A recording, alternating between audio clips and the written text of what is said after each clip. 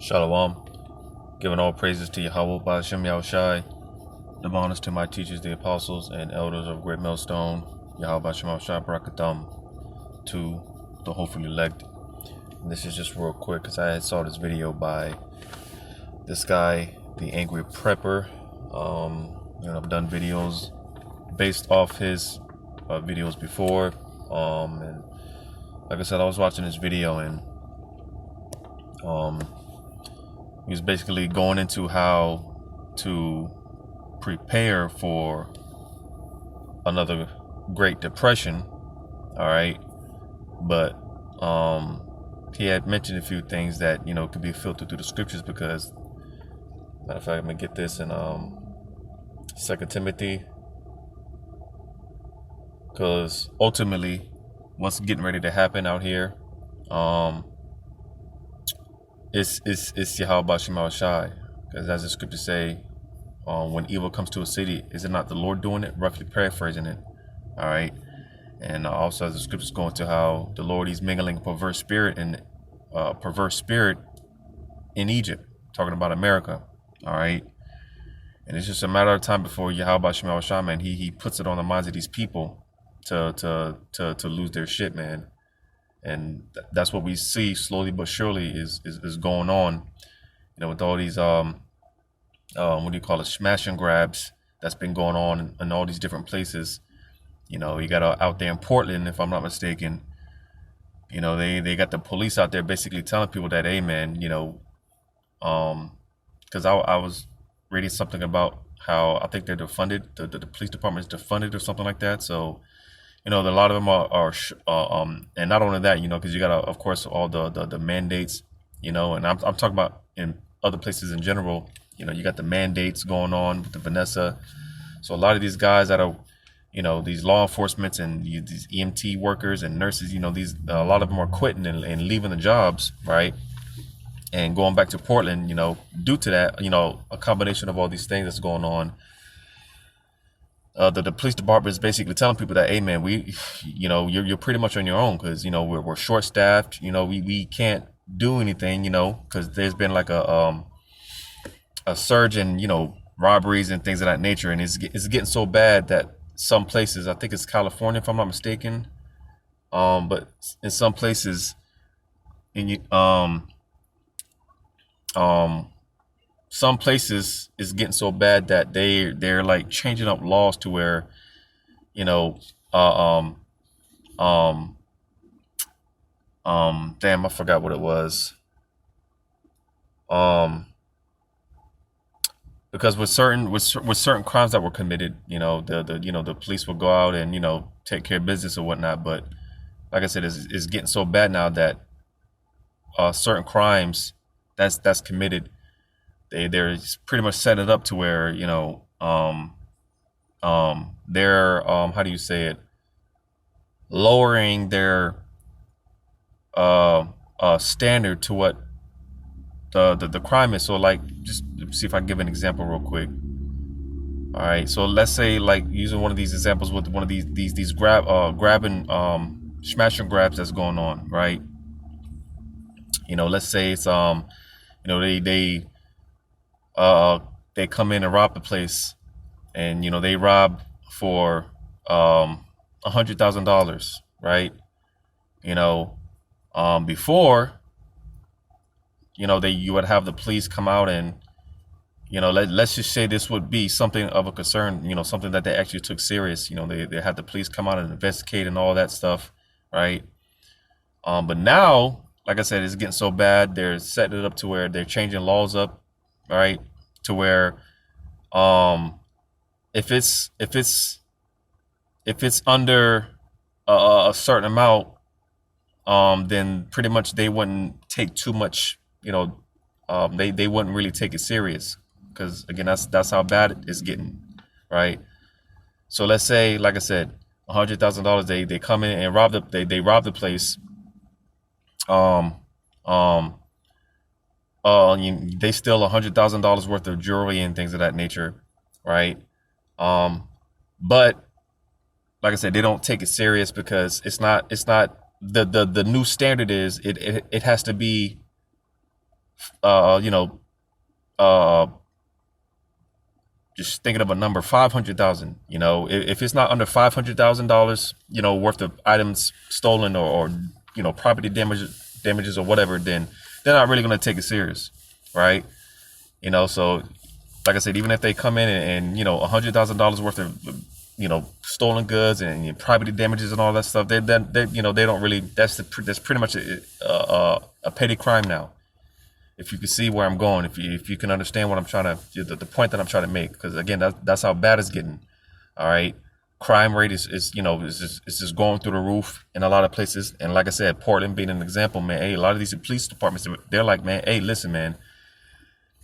Pretty much, if you're getting robbed, man, just do what they tell you, man, because there's nothing we can do for you, man. You know, that's pretty much where, you know, that's pretty much what they're telling people. You know, and like I said, they're short staffed, understaffed. You know, and you even got this guy, not the guy, but the police department out there in California. I was gonna do a video on that, but I saw this video and I, you know, thought it would be better, with the precepts that I got lined up.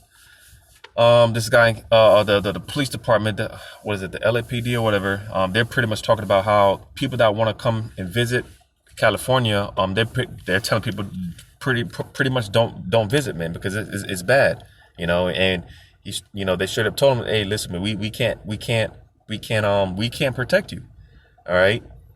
The LAPD is telling people don't come to Los Angeles, man, because it's like a purge, and that's what he said. You know, he said it's like a purge out there because of how bad it's going, how bad things is getting. You know, as far as the crime rate and you know, the surge in crimes and stuff like that.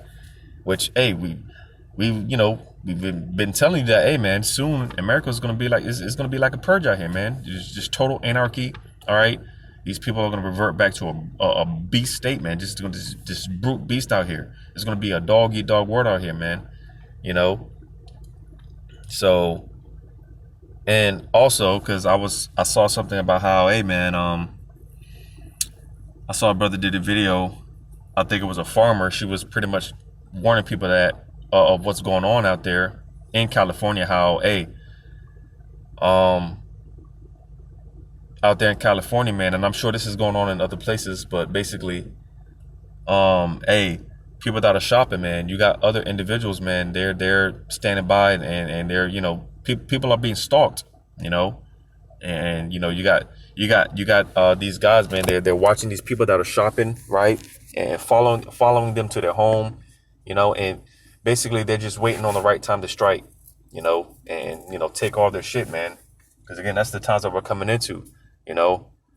So this is what's going on in California, and like I said, I'm sure it's in other places where, hey, people are being watched, people are being stalked, all right. And more specifically, going back to this video that I'm talking about, hey, the chick in the video that, hey, I think she was a farmer, like I said, hey, she gave the warning specifically to women, you know. She was, you know, telling women that to be extra circumspect, which, you know, that lines up the scriptures, man, you know, because, hey, we definitely got to be circumspect in these times that we're coming into, man. All right. Because like I said, it's just a matter of time before you. How about Shemel Shah? He gets a green light, and, you know, hey, let me read this real quick. In Second Timothy chapter 3, verse 1, it says, "This know also that in the last days perilous times shall come." And as it's often broken down, all right, you know, that word perilous going into dangerous, all right.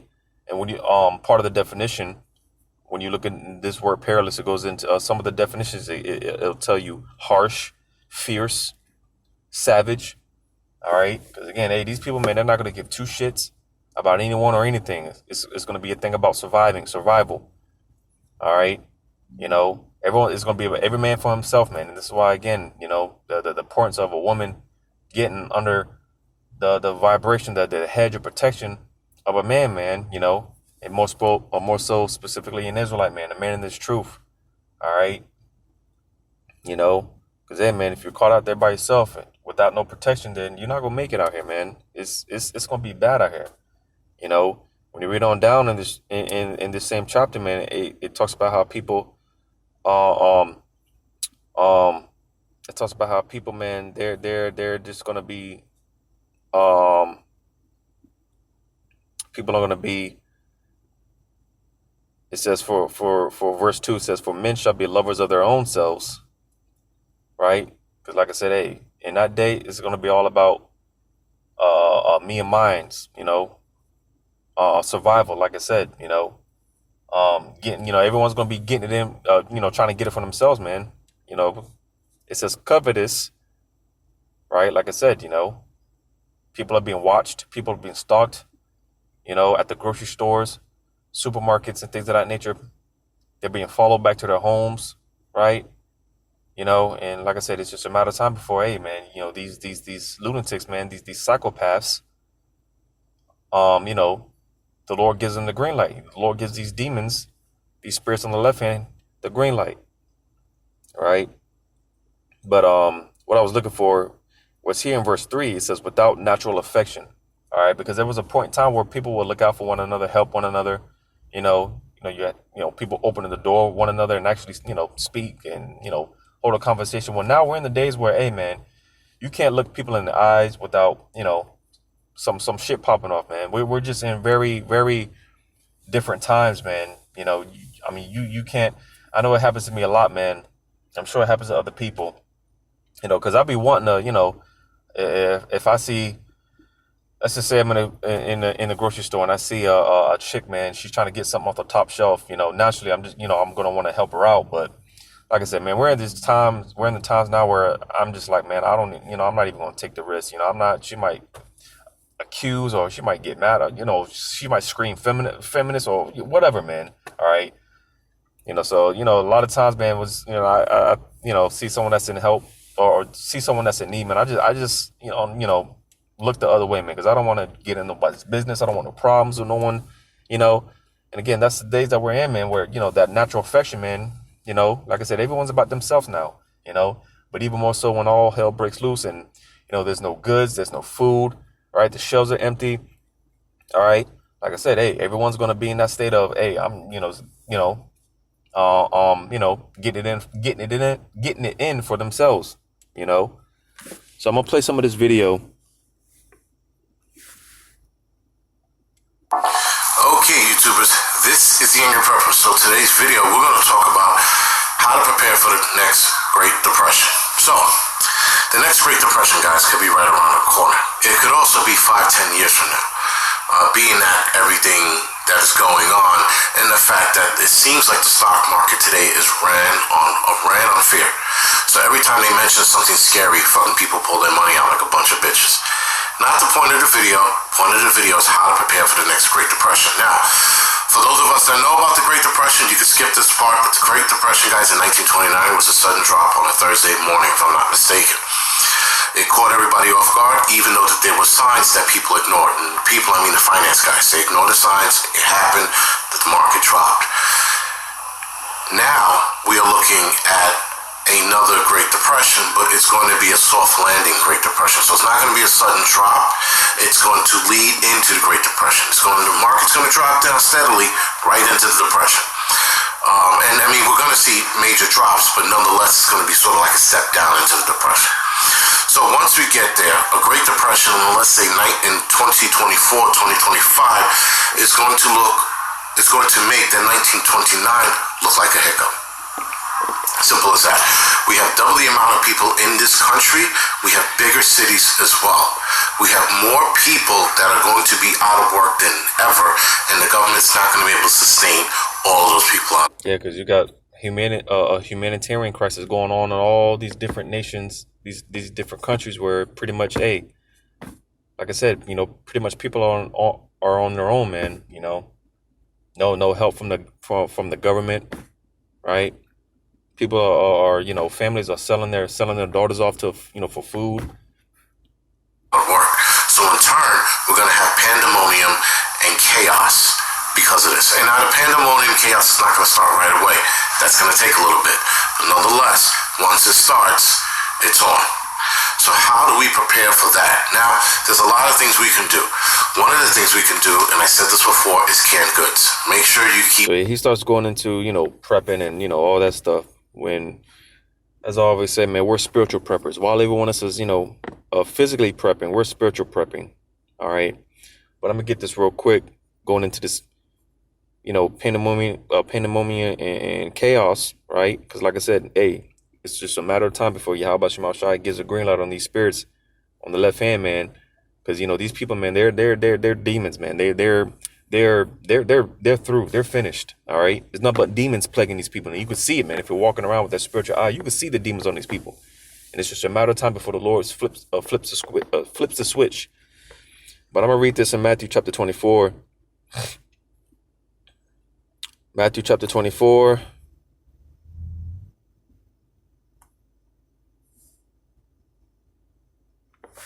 Because I saw the definition and I thought it was pretty. It was pretty. The scriptures don't lie, man. Matthew chapter 24 verse 12. It says, "And because iniquity shall abound, the love of many shall wax cold." And when you go into this definition of cold, all right, the Greek word is the what it says there is psycho, which ties in to what I've been saying. These people, man, they're about to, as I often say as well, going into how America is one big mental health asylum, and these people, man, they're mental health patients off their meds, and it's just a matter of time before these people they turn into lunatics, man. These people are borderline, they're on the borderline of losing their sanity, man. All right. So hey, these people, they're about to lose their shit. Matter of fact, I'm gonna play this real quick for this word. Strong's G 5594. Sucho. And as we should know, what this is going into. Basically, your psyche, man. These people, like I said, mentally they're unstable. All right. Tensions are at an all-time high. All right. And these people, they're everyone's on edge. Like I said, you can feel it. All right. Everyone's on edge, man. So, it's just a matter of the right event to where these people, man, they say, fuck this shit, man. And they just do whatever, man. And, they just, go back to that brute beast, man. These psychopaths, man, the psychopathic nature comes out of these people. It's just a matter of time. And like you said, man, it's just going to be chaos, pandemonium, and it's just going to be hell all over the place on all sides. And like I said, it's spiritual because, hey, like I said, the Lord mingling that perverse spirit, right? Because like I said, the Lord is in control of all things ultimately, and I was actually planning on doing a lesson on this. Lord's will I get around to actually doing it. All right. Going into the faith that we ought to have in Yahweh Shema Shai. I wanted to do a lesson on this chapter here in 1 Samuel chapter 14, right? I'm gonna see where I can start. In 1 Samuel chapter 14, this is going into pretty much Jonathan and the Jonathan and the what was it? His armor bearer, if I'm not mistaken. Jonathan and his armor bearer. I think this is what this is going into. His armor bearer. Jonathan and his armor bearer. All right. But I just want to make a quick point. Because again, the Lord stirred things up just like he's going to do in Egypt, right? That perverse spirit, right? Causing all type of chaos and confusion. This is an example of the Lord doing, this is an example of the Lord, pretty much causing that perverse spirit, stirring things up. And look what happened. 1 Samuel chapter 14. I'm just going to start at verse 6. It says, "And Jonathan said to the young man that bare his armor, Come, let us go over unto the garrison of these uncircumcised. It may be that the Lord will work for us, for there is no restraint to the Lord to save by many or by few." And again, going into the faith that Jonathan had, because, hey, he knew and understood, he believed that Yahweh Shema Shai was with him. All right. So, he had the courage to, like I said, you read the chapter. And like I said, Lord's will, I plan on getting around to this chapter. But nevertheless, Jonathan, he had faith. I believe that this is going into the son of Saul. All right. King Saul. It says, and his armor bearer said unto him, do all that is in thine heart. Turn thee, behold, I am with thee according to thy heart. Then said Jonathan, behold, we will pass over unto these men, and we will discover ourselves unto them. If they say thus unto us, tarry until we come to you, then we will stand still in our place and will not go up unto them. But if they say thus, come up unto us, then we will go up. For the Lord hath delivered them into our hand, and this shall be a sign unto us. And both of them discovered themselves unto the garrison of the Philistines. And the Philistines said, behold, the Hebrews come forth out of the holes where they hid themselves. Yeah, because, Jake was all scared and whatnot. They were hiding, right? And again, going into the faith of Jonathan, right? Because again, he knew and understood that the Lord was on his side. It says, verse 12, and the men of the garrison answered Jonathan and his armor bearer and said, come up to us, and we will show you a thing. And Jonathan said unto his armor bearer, come up after me. For the Lord hath delivered them into the hand of Israel. It said, and Jonathan climbed up upon his hands and upon his feet, and as his armor bearer after him, and they fell before Jonathan, and his armor bearer slew after him. I'll read that again, verse 13. And Jonathan climbed up upon his hands and upon his feet, and his armor bearer after him, and they fell before Jonathan, and his armor bearer slew after him. And that first slaughter which Jonathan and his armor bearer made was about 20 men, within as it were an half acre of land which a yoke of oxen might plow. So I'm getting to the point now. It says, and there was trembling in the host, in the field, and among all the people, the garrison and the spoilers, they also trembled, and the earth quaked. So it was a very great trembling. So basically, like I said, an example of the Lord mingling perverse spirit, because, and also you say, pretty much, like what do you call it? A standard being lifted, right? Because when this took place, when he quaked the earth, right? And there was a very great trembling. Verse 16 says, and the watchmen of Saul and Gibeah of Benjamin looked, and behold, the multitude melted away, and they went on beating down one another. Then Saul said unto the people that were with him, number now, and see who is gone from us. And when they had numbered, behold, Jonathan and his armor bearer were not there. And Saul said unto Ahiah, bring hither the ark of God, for the ark of God was at that time with the children of Israel. And it came to pass, while Saul talked unto the priest, that the noise that was in the host of the Philistines went on and increased. And Saul said unto the priest, withdraw thine hand. And Saul and all the people that were with him assembled themselves, and they came to the battle. And behold, every man's sword was against his fellow, and there was a very great discomfiture. All right. So basically, what took place, like I said, the Lord he quaked the earth. All right, it's pretty much an earthquake, and the Philistines, they were so shook, they were so petrified that they started killing one another. It was chaos. Confusion. That's basically what this word discomfiture. That's what it pretty much goes into. It goes into confusion, tumult. Panic. All right, because they were so terrified, they were so afraid. Everyone was in a panic. They started killing one another. It was chaotic. All right. And that's what's going to take place here. Because like I said, it's beautiful, how the Lord, how it's going to play out. Like I said, mingling that perverse spirit. And hey, man, soon, like I said, when the economy collapses and, the dollar becomes worth nothing, right? And there's the shelves are empty, right? When all these things happen, when there's famines, right? When all these things are happening, everyone's going to be in discomfiture. Everyone's going to be in that state of confusion, chaos, that psychopathic state of mind, all right, that I mentioned earlier. Everyone's going to revert back to being psychopaths, man. You're going to see people killing one another, man, doing all type of shit out here.